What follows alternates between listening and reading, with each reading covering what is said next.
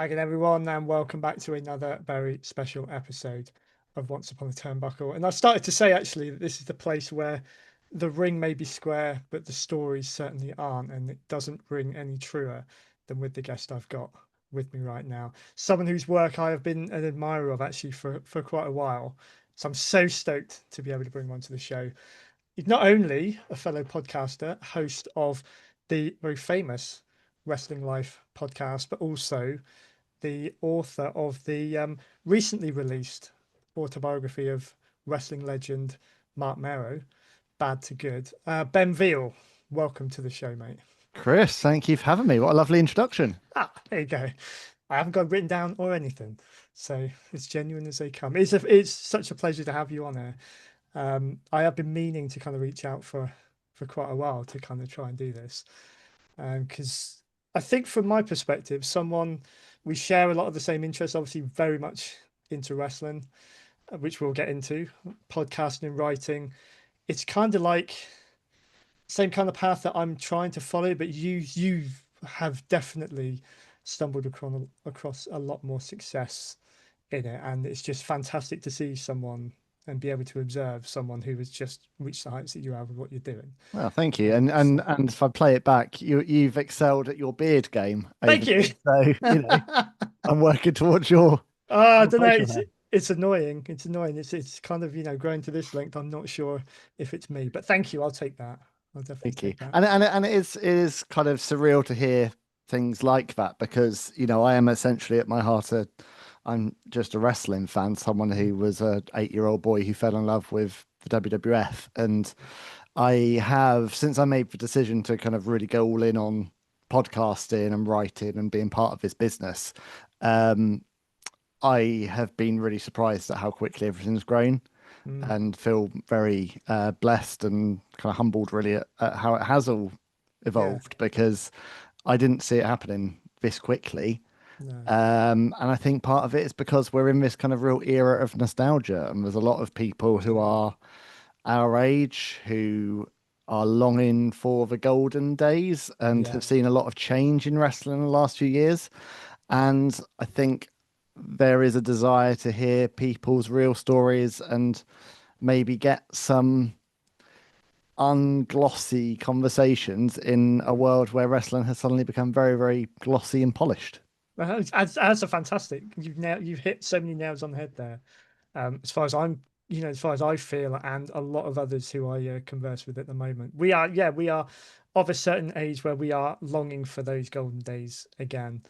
Um, my podcast actually came out of, funnily enough, when I launched it 5 years ago, it came out of my distaste for a certain angle that WWE were going down. And I just long to have a space where I could be like, I'm just going to champion what I loved about wrestling. What Um, what angle was that? Do you mind saying? it was the eye for an eye match, Yeah. Seth Rollins and Rey Mysterio. So I haven't followed wrestling Yeah. really for about 20 years or so. I've kept up with what's going on. I haven't really watched it. It's very, very much the 80s and 90s were my thing. And then I saw that happening and I was like, what is going on? Yeah, but if that had happened in 1991, it could have been amazing. Well, yeah, quite exactly. True. If you And think we had Jake the Snake Roberts and the Macho Man, we had like people being blinded and wearing like blindfolds in matches, like probably could have worked. But I think that whole if someone there's a podcast there, someone one day to just do a deep dive into 2020 WWE, the fever dream that was that year, yeah. where anything went and most things shouldn't have gone. It's exactly that. Yeah. I mean, fair enough to them. They were experimenting in a time that was very scary and they had to keep going. I think it just reminded me how much I pined Yeah, for the days that I loved. yeah. Um, so let's start there with yourself then, really. Before we delve into your work, let's delve into you as a wrestling fan. Where I like to start most of my shows. Where did it all begin for you? Sort of, earliest memories of where you discovered it, what hooked you in, what sort of time was that? SummerSlam '92. Ah, The little shrine I have right behind me there. that is an Uh, epic backdrop, by the way. Thank you. And my one remaining VHS tape that I have, SummerSlam '92, I got rid of the rest. Um, Yeah, SummerSlam 92. So, really in the context of the UK wrestling boom, I was very late to the game because really Mm, SummerSlam 92 represents the zenith of that boom and it was all kind of yeah. downhill from here. But that was when I stumbled upon it. And kind of around about that. So I saw SummerSlam 1992 around a friend's house. I saw Brett versus Bulldog, and I was like, Mm, wow, this is like the greatest thing I've ever seen in my life. mm, And I was hooked from that moment on. The first trading card I ever got was a Hulk Hogan trading card. okay. I had no idea who Hulk Hogan was. I didn't know what wrestling was, but I'd seen that in the playground, and I thought this is Mm. amazing because it's kind of like a real life He-Man, but Yeah. somewhere in this world there is an actual human being that looks like an action hero. So it was a kind of logical extension of kind of growing up loving Ghostbusters and He-Man and Thundercats and all that kind of stuff that we loved in the 80s. Mm, But yeah, so quite late to the game, and then I would over the next few years discover the late 80s. I'd discover Hulkamania. I'd discover all the things I'd missed. I remember a yeah. very good friend of mine at the time, his dad owned an independent video store. It had lots of old Coliseum home videos. So, Right. I remember renting WrestleMania 4, WrestleMania 6, just devouring this late 80s, early 90s wrestling. Yeah. But 1992 was when I got the bug, and it never stopped. Yeah, it's No. definitely like you say about 2020. It's definitely had peaks and troughs. But Mm, there's never been a time when I've stopped watching wrestling. There has been times when I have definitely lost the joy and the escapism of yeah. it, and had Yeah. struggled to find that back. And I think that's a constant balance we face as adult fans, Yeah. especially working within the industry. Mm. But yeah, those kind of for me like peak wrestling fandom is 1992 to 1994, I would It say. was. And whenever I need a comfort blanket and I never want to just escape into why I'd watch this and why I talk about this all the time now, it's I will go back to 1993 and watch, old episodes of Monday Night Raw. Oh, good man. Yeah. It's definitely we share the same kind of timeline. It was late 91. I got into it. 92 was the year that I remember it really kind of exploding with me. Um, SummerSlam 92 remains my favorite event ever. I don't think which is odd content wise. I was just actually reading because I had Lee Herbert on in the last episode. Got to give another shout out. Absolutely fantastic book. Um, and There I it was is. there we go. The We've all first got it. official title to be published by Wrestling Life. There we go. So exactly. So that's something else I need to bring up actually when we get to it. Is just how wrestling life has expanded as well, sort of beyond the podcast and that. But there was something in Lee's book where he did kind of break down the card of SummerSlam 92 and how some of the matches seemed a bit of an odd choice when you had all of these rivalries that had been building up and they didn't pay off any of Oh, them it's a really. complete mess of a show. There's no this show that we adore had barely any storyline going into it. Yeah, It had two matches. Everything else was just thrown together, and that's yeah, probably why it's so wonderful because it's just I don't know, it just works on every level, doesn't it? yeah, it does. It's like a But time capsule thing. Yeah. I mean, the thing is, it was very easy to become a wrestling fan when we were 6, 7, 8 because it was so Mm, colourful. It was so removed from real life. It yeah, was, very few of them had wrestled with their own names, even if it was like a Bret Hart, it was Bret Hitman Hart with the pink and yeah, black or whatever. yeah. So it wasn't like a Randy Orton or a John Cena or whomever it may be in the kind of current world. Mm, These really were genuinely larger than life yeah, characters. They weren't human beings. It didn't seem like human beings. It seemed like yeah. they were straight out of a comic book.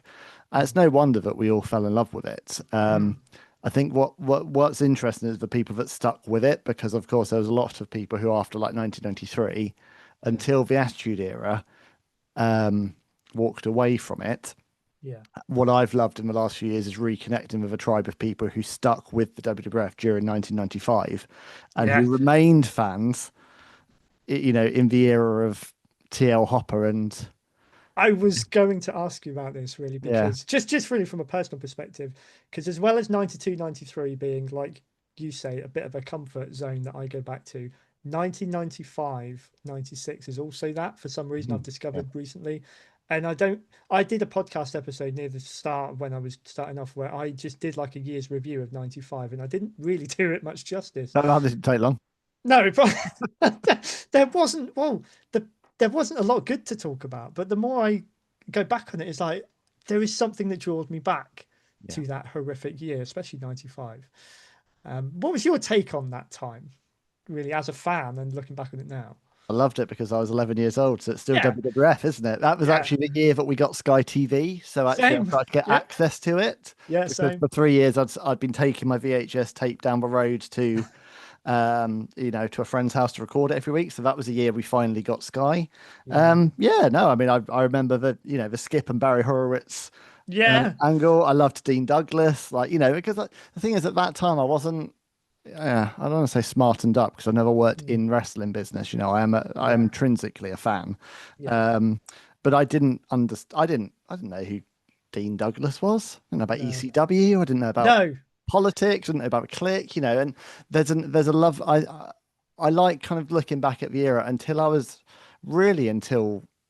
everything really until the Montreal Screwjob. Yeah, Until that era, I looked at it through really innocent eyes. It's a bit like yeah, with Santa. It's kind of like yeah.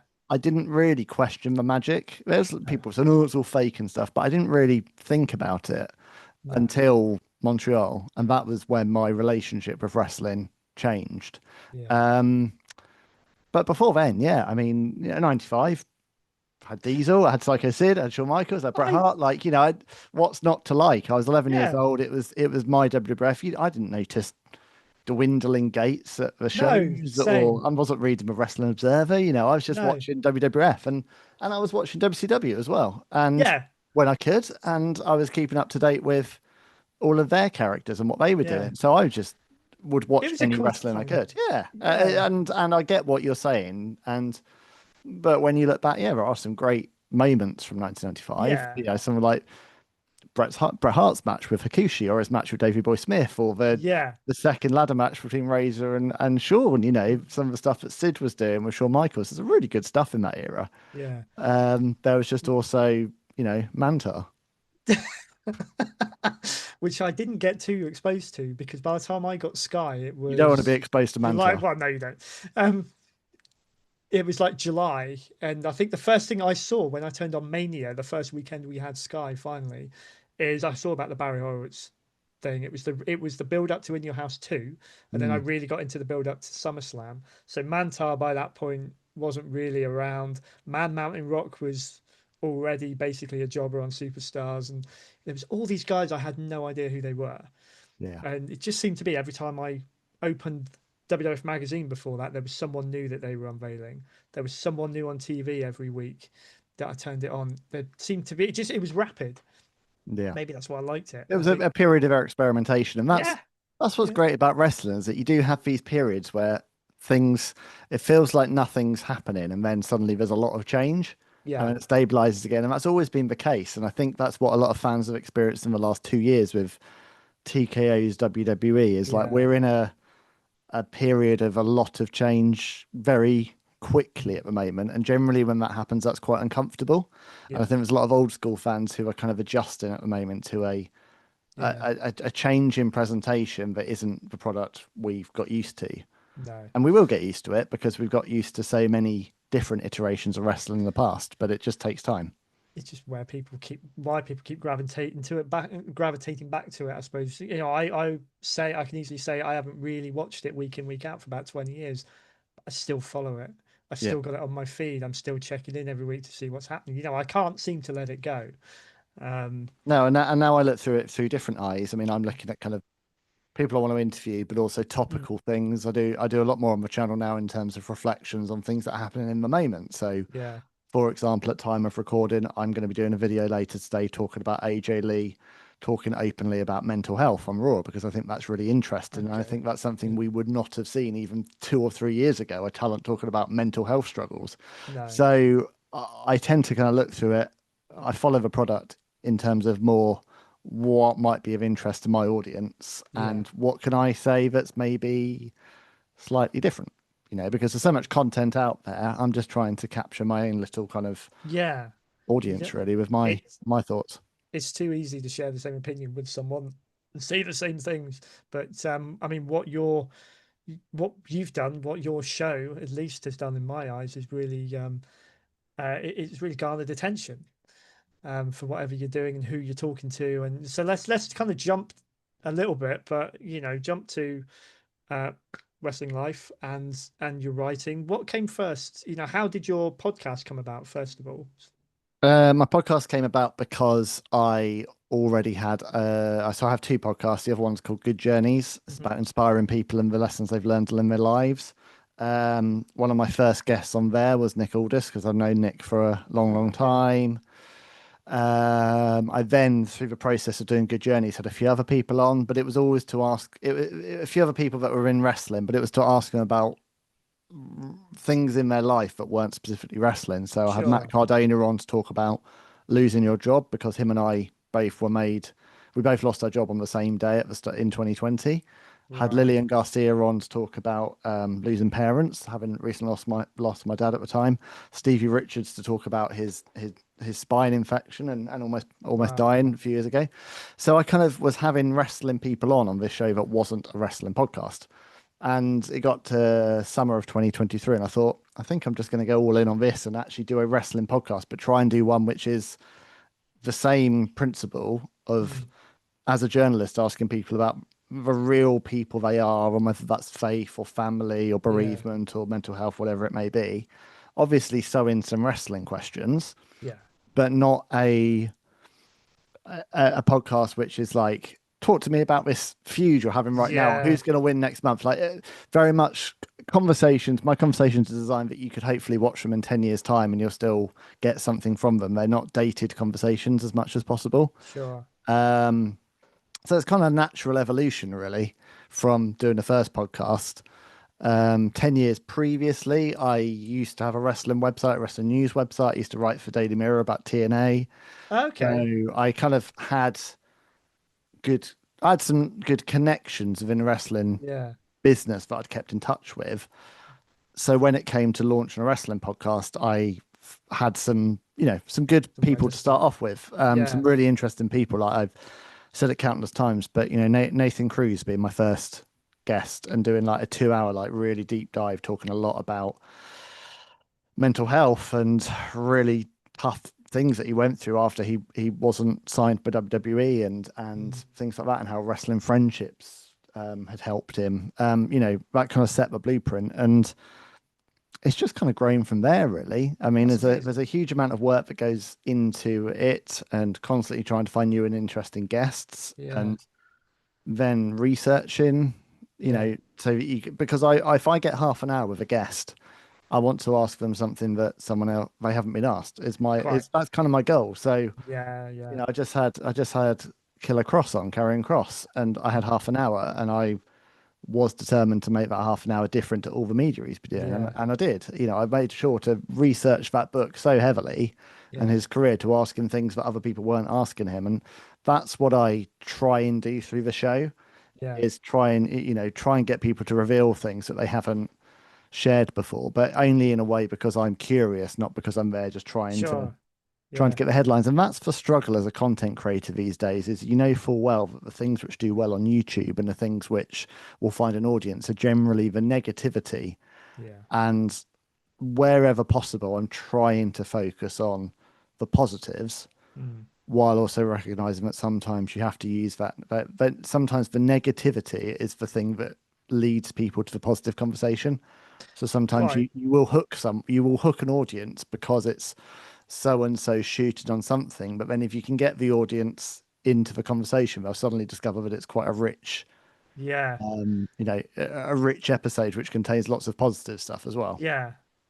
Yeah, it's a That's fine that balance. is that sounds like it is a real art form in order to. So you've only been doing Wrestling Life for 2 years. Yeah, Wrestling Life has turned to I think it's as of this week actually. This That's week on Netflix. incredible. Yeah. So That's because I could have sworn it had been around for longer than that. I mean, just looking, I've just noted down some of the names you've had on just to give people a flavour if they've not seen your podcast before. It reads like a who's who. But Sean Mooney, he's one I would absolutely love to talk to because he was like the voice of my childhood essentially. And Demolition, Buff Bagwell, James Storm, Brian Clark, Mick Foley. The list goes on. Kurt Fuller, that was quite an interesting one when I saw that yeah, come across because that is a real kind of bridge in the pop that's a culture. deep cut, isn't it? That's great. Yeah. So, I mean, I need to ask really that one in particular. I'm not going to go through them all and ask, how did that come about? That one in particular, how did you get in there with him, and what was that Uh, like? it's that's one where I kind of have to keep that one slightly close to my chest, how it Okay, that's came fine. about. Yeah. Other than we found we had some shared connections and Okay. there was a link between the two of us. It was all of my interviews really are Oh, cool. grounded in friendship or Mm, one thing I found about the wrestling community mm, is if you're respectful and genuinely curious and genuinely trying to do this for the right reasons, mm. everyone will help you along. Yeah. And most of those names that you read out on that list have come as a result of recommendations.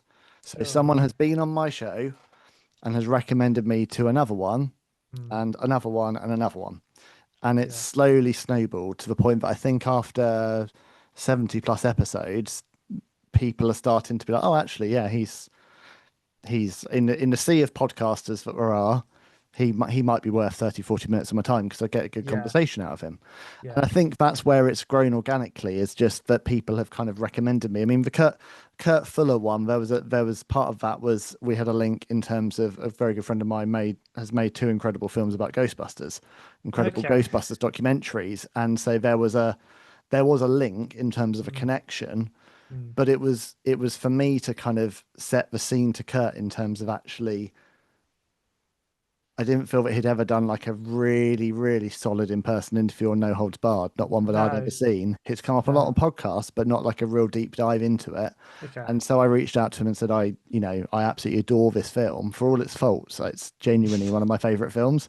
And I'd like to talk to you about actually the ups and downs of doing that film. And when he understood what the idea was, he was really, really keen to do it. And we had a great Sure. time. And Yeah.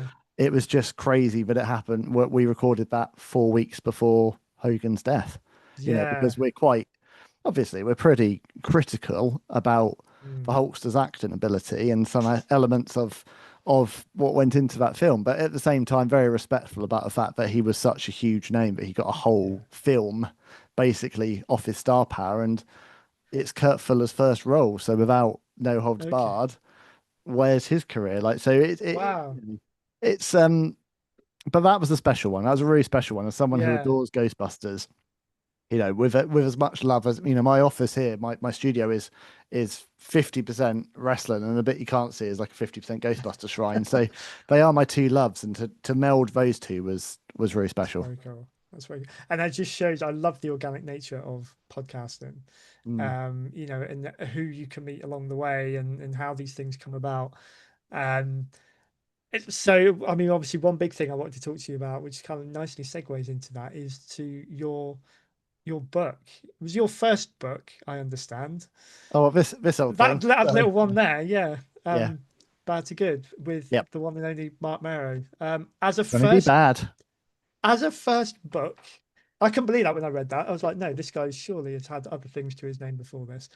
Um, yeah. I mean, obvious question, how did that come about? And then really just tell us about working with Mark to tell a story. Why is it one that's not been told before, I suppose? Yeah. So well, I guess to answer the first bit, so my first book, but I've been writing for 20 years. So I've worked in PR for 20 years. There are many, many, many, many articles that exist in the world attributed to many CEOs and founders and influential business people, which I have written but do not have my name on them, because Oh, okay. that has been my job to write on behalf of other people and to Sure. ghostwrite. So it's a skill that I've learned for a long, long time. So I always thought one day I would kind of parlay that into doing memoirs. It's just a question of who's the first memoir. Got it. I interviewed Mark he came on the podcast, did a feature with him for Inside the Ropes magazine. Um, just a 45-minute conversation, which was like, talk to me about your life after wrestling. Mm, Obviously, I knew the headlines, mm, but I wanted to really talk about what he'd done with children, with Champion of Choices, and how he'd managed to kind of transfer his success within wrestling to something with far more meaning and purpose.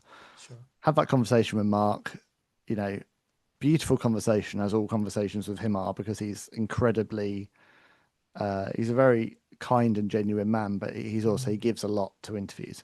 yeah. Um, we obviously exchanged numbers as you do and kind of start to keep in touch. And a couple of months later, I dropped him a line and said, "Look, this is a real bolt from a blue, but I think that you should write your autobiography, and I think I should be the one to write it with you." And it was as simple as that. We had a couple of Zoom calls, talked about what it could look like. Yeah. Mark had written a book in 2010, 2011 called How to Be the Happiest Man Alive. Right. Very, very briefly touches on his wrestling days, like to the tune Okay. of a few pages. Right. Nothing more. It's all life lessons and things. So it had some, but what it had some really beautiful little autobiographical nuggets. And I was reading it thinking, well, there's things here that you've just written a line here, but I bet you can make a whole chapter out of that. Yeah. So there was a blueprint for what a book could look like.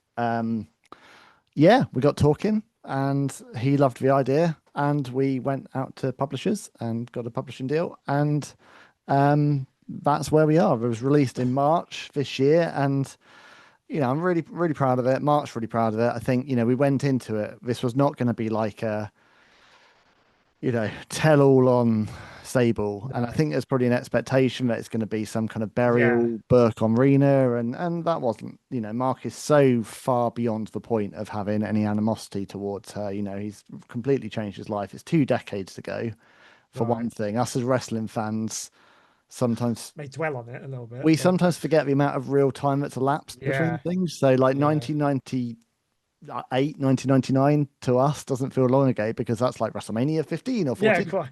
But actually, it's half a lifetime ago for them. So, Yeah. him and Rena separated 22 years ago. Wow. Never realised that. But He's obviously I would have. been But yeah. remarried since, he's lived a life since, he's built up a whole Yeah. second career all in the wake of her. So Yeah. it couldn't be more water under the bridge if it tried. So I think once I reassured him that actually it wasn't going to be, we'd have to talk quite a lot about Rena because Mm. it's unlikely she's ever going to get an opportunity to tell her own story. So there is a sense of like, I felt there was a responsibility to do Sable's career justice Okay. and Yeah. actually talk about how incredible she was in her Mm. own right and how much she Yeah. changed wrestling, which I think we've done in the book, whilst also being fair to the fact that she wasn't the easiest person to work with. And Mm. obviously, there was an affair with Brock Lesnar and there was a lot of quite tough things that happened to Mark. Yeah. And that's why we kick the book off with, him contemplating suicide. Like it's not an easy read at times, but it is a powerful read, and it's one that I hope kind of finds more of an audience as time goes on.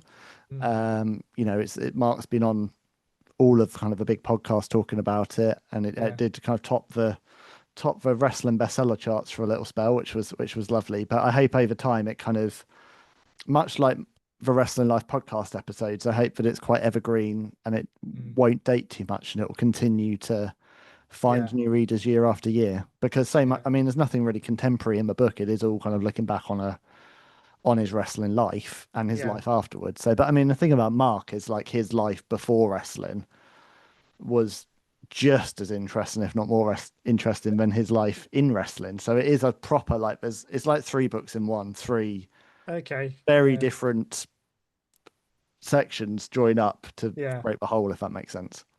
And I love stories like that. When you get someone who you think their story because you've known a big chunk of their career, especially when it's as high profile as his was. But actually to find, no, you could have had another book Yeah. before he even got to the ring, and I think, Well, without giving anything away, the very fact that Marc Mero even became a wrestler is pretty stunning. And I think anyone that's read the book has kind of that's kind of been a resounding sentiment is like how he wasn't arrested or his life had gone like he lived a very, very, we've called it bad to give for that reason. He lived a very, yeah, very wild, hairy, dangerous life mm, before entering wrestling. yeah, Um, and then he played an incredibly controversial character in the deep south of yeah, America. Like he kind of he's a fascinating guy. Before we get to Wildman Mark Mero, which is of course yeah, when I first really mm, fell in love with him as a character because I was a WWF man. yeah. Yeah, so there's a lot in there. I'm It's very good. grateful to Mark for, as I've said to him countless times, for trusting me with it because it is a Yeah, real big thing to trust someone to tell your story the right way. yeah. And yeah, excited to do more. That's obviously a testament to the trust you gain from these people fairly quickly as well in what you do and how you talk to them and how you put them across in in your articles and your show. For him to be able to say absolutely, yeah, you're the guy to do it, and I'm happy for you to do Yeah, it. and I think also it's like with podcasting, there's an element of like kind of it's also like you don't have to ask every question in one show. Mm, If you build a relationship with someone, they'll come mm, back. Yeah, Sean yeah, Meany's a great example. You said about Sean Meany, yeah, like he's been on my show twice. He'll probably be on my show 100 times by the time this is yeah, out. Because the first conversation that I had with him was from a cold pitch, and it was one of yeah. many interviews he's done. The second one was him getting back in touch with me and saying, "I'd like you to see your show again because I really enjoyed it." That's cool. So there is a trust piece to it. The first time Yeah, people are interviewed by me, they don't know me. And I yeah, hope that by the end of the conversation, they know me and they recognize that I'm not trying to catch them out or yeah, get yeah, them onto wrestling news sites with awful headlines. I'm genuinely just yeah. appreciative of their work and interested in their lives because I do think the lives of wrestlers is insane. Yes. Um, I had a flavor of the schedule when I went to WrestleMania last year, and I was kind of trying to do media around it and trying to kind of grow Right. this brand in the early days, whilst also, and I went to everything, and Mm, it was too much. I got completely burned out. I had one incident where paramedics were called out, where I was kind of oh, there. I was jeez. there with two wrestlers and collapsed. Like I Wow. was completely like I exhausted myself by trying to Right. keep maintain a wrestler's schedule. Yeah. And I have so much admiration. I don't understand how you live out of a suitcase No. 6 days a Mm, week in, week out, year in, year out, yeah. and you still are supposed to stay nutritionally strong and do media and look in top physical condition. And at some point within all that, maintain a family life I was about to and say have that. outside Yeah. pursuits and Yeah. have hobbies and have friends and family. Yeah. So the idea of being a wrestler I find fascinating. So that's always, I guess, the thing which drives me more than anything is like, how do you do this? Yeah. Yeah. I always remember a story. I think it was Brian Danielson years ago talking about like how hard it was to remain vegan whilst being a Okay. wrestler Yeah. and the Yeah. challenges he had like try to find like whole food stores and to try and find vegan food. And Yeah. there's things like that like you don't think You about. don't You're like, that's consider. fascinating. It's like how do you stay looking like an Adonis when actually, of course, the thing you're going to do is what we all do when we travel, which is you're going to eat McDonald's and Yeah. drink Starbucks or whatever because you Yeah. get easy things on the road. All of Mm, these incredible men and women have to eat nutritionally and train amongst mm, their schedules. I find the whole industry incredible. It doesn't matter yeah. how polished it is or how many big logos are slapped on the ring canvas. It's still that same business where you've got independent Yeah. kind of contractors essentially having to navigate their own travel itineraries and Yeah. sort out their own bookings and manage their own media. It's a fascinating world. And the great thing is there will never be a time when I even come vaguely close to interviewing everyone I want to interview because there's No. always new people that crop up that are interesting. And that's kind of a challenge. I do 4 interviews a month. It's like Okay. trying Still not trying to to jump too fulfill. far ahead because Yeah. I have got to times where I've had like 12 weeks worth of interviews banked. And so you try and book someone else, you're like, well, it won't air for 4 months. So Yeah. I've actually slowed down my interviewing now to allow it to catch up because things change so quickly, don't they? So Yeah. even if you do an evergreen interview, something could happen. That person could die, or something Oh. awful could happen to them, or there's some Yeah. scandal. So there is an element that you do need to you can't be too you can't plan too far ahead with wrestling. That's No. something I've learned through doing it. I had a moment like that actually the last couple of days. There's a guy who I saw pop up in a few of the groups that I'm in called Chuck Coates. And he was a preliminary wrestler with WWF, WCW way back in the 90s and that. A lot of people knew him. A lot of the old stars and that know him and talking about him. I was exchanging messages with him in June about him coming on the show, and then 2 days ago found out he passed away. Oh And gosh. I never got to take up that opportunity. Mm. Um, because I completely forgot about it. My life ran away with me and that, and I missed the point at which I could then contact him again when he was free. And yeah, There we go. And that is one of the, one of the things I've branched out to more recently is doing a Gone Too Soon series of long Okay. form tributes of people that have passed away on the channel. Yeah. So we've done, for example, an episode on Owen Hart, one on Yokozuna, did one on Hulk Hogan recently, Marc Mero Mm, kind of sharing his memories, Bray Wyatt, Razor Ramon, Kurt Hennig. I think we've done 6 so far, but that's cool. people that I would have loved to have interviewed. Yeah. I was determined to get Hulk Hogan on my show.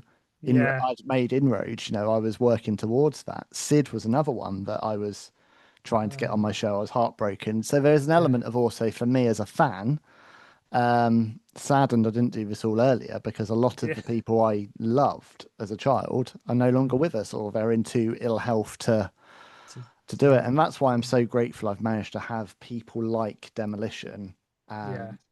and uh, Papa Shango and people like that on my show that I loved it, and Shawmini, because it's a dying breed. That golden '90s era. There's actually Yeah. not that many of them left, and it's just so heartbreaking. But it's for It's reality. shocking. Yeah. So If you yeah, did, my message would be like, if you ever get a chance to interview anyone that do it. is your hero, just take it, and take it at whatever time slot they give you, and make Quite. the most of it. And That's it. Yeah. I interviewed RVD like in the middle of the night because that was like the only time he could do it. And I was like looking destroyed, and I didn't have my good camera set up, and I was so tired. But I was Uh, like, RVD's said yeah. yes, and I'm going to take this. I think as the channel's grown, I've got a little bit more confident at managing those time zones Yeah. Okay. around family life, and I do generally try and get it to timings that are good for me and my well-being. Yeah. So That's good. unless it's unavoidable, I don't want to be recording at 10 or 11 o'clock at So night because that will affect my sleep. it doesn't become something that controls you then. You know, there's been times when I've needed to step away from it because I have put my diary so full that again by the end of the month I've done so much I've either run out of energy or I've run out of content very Yeah. quickly. And that's the challenge being a wrestling fan. Mm, The danger is in that word, this fan fanatic thing is actually it has to be you have to think long game of this. And I was very yeah. fortunate in the early days that Chris Van Vliet gave me a lot of support with kind of content coaching and Okay. talking about how to do this and how to make a career out of it. And Chris and I share the same ethos, which is that like this is a long game. So like I Yeah. would like Wrestling Life still to be here in 20 years time. Wrestling Life is not going to be here in 20 years time if I'm not sleeping, not eating well, not spending time with my kids and my wife. Yeah. Quite. So there was an element in last year where a lot of those things weren't happening because I was moving in a million directions, trying to get my first Mm, book out, trying to grow a brand. Now yeah. that those things are established, it's now sitting more comfortably within it's kind of working now in family life. I Yeah. have certain days when I do wrestling work Hmm. because that is what it is. It is work. Anyone who doesn't podcast but enjoys listening to podcasts or watching YouTube um, would probably be stunned by how much work goes into it. As you know, Yeah. this is a job doing this. It might Yeah. be a job that's a passion, but it's a lot of work. So I have dedicated days which are wrestling days, and then I switch off from wrestling and I don't Right. engage with the content, and I'm not on social media. And if That's something cool. huge happens that's breaking, well, I'm not the Yeah. one to talk about it because I'm doing other stuff. And that's how I've managed it. I've allowed wrestling sits within my life, but it doesn't take over. And, I respond to emails from talents during UK working hours. Yeah. And I've just had to make it work for me because I'm a father of two. Yeah. I'm self-employed and I can't be doing interviews or No. DMing people at midnight. It's not good for anyone. I that is incredible. You know, I was gonna bring this to a close by kind of asking, you know, any kind of advice for anyone who wants to do anything that you are doing and juggling, you know, and growing brands and that. I think you have just answered that perfectly. Well, I think, yeah, know what you're doing it for. Like Yeah. I didn't launch this 2 years ago with a view that with a view that I would write books about it or that it would No. grow to the size it's grown. Mm, I literally thought, I think there might be something there for a slightly different type of podcast. yeah. And it has grown really quickly, which has surprised me how quickly it has grown. Mm, Um, but the motivation is still the same, really, that I just, when I get on a conversation with someone, I really enjoy having that chat and finding out more Yeah. about them. Yeah. And that's always going to be it. And the second that I stop enjoying those conversations is the second this needs to stop, because it will be Sure. obvious to the audience. Like, my face lights up when, one of these people come on, one of these Yeah. wrestlers come on the screen, because Yeah. I'm a fan. Yeah. But it is long game, and so I'm looking at, like, hopefully what wrestling life will be in 5 years' time. Cool. So that I need to pace myself to Yeah. get to that point. Yeah. I would like to write a lot more books. I would like to provide a place like Lee and Lee Herbert and Rampage. I'd like to provide a place for other great books to be published and Hmm. support them with my brand. I would like to do more with the brand over time, but Yeah. it's one step at a time. And right now, producing 4 episodes a month and marketing Mm. 4 episodes a month is more than enough Enough. for any one Yeah. person. And at Yeah. some point, there are more books in the pipeline, and I'll be able to talk more about those soon. But Cool. there is more coming, but Mm. it's hopefully going to be a bit better Yeah. managed than it was last year. You live and learn. I think you live Yeah. through those mistakes and that, don't you? You never know till you make them. But that is really encouraging for someone like me who is so caught up in the marketing side and really get myself down, but not being able to do enough. To know actually, what you're doing, and you're doing it in a very controlled way. And it's still growing as you would like it to or You want just it to. have to switch off, because Yeah. you can never do enough. You can never share enough reels. You can never put out enough tweets. No. You can never put out enough episodes. You're never, and you can never be. The other thing is, like, we're both Brits. Hmm. Um, the wrestling podcasting market and YouTube market is dominated by Americans, Yeah. obviously, because Yeah. they're able to broadcast things in real time Yeah.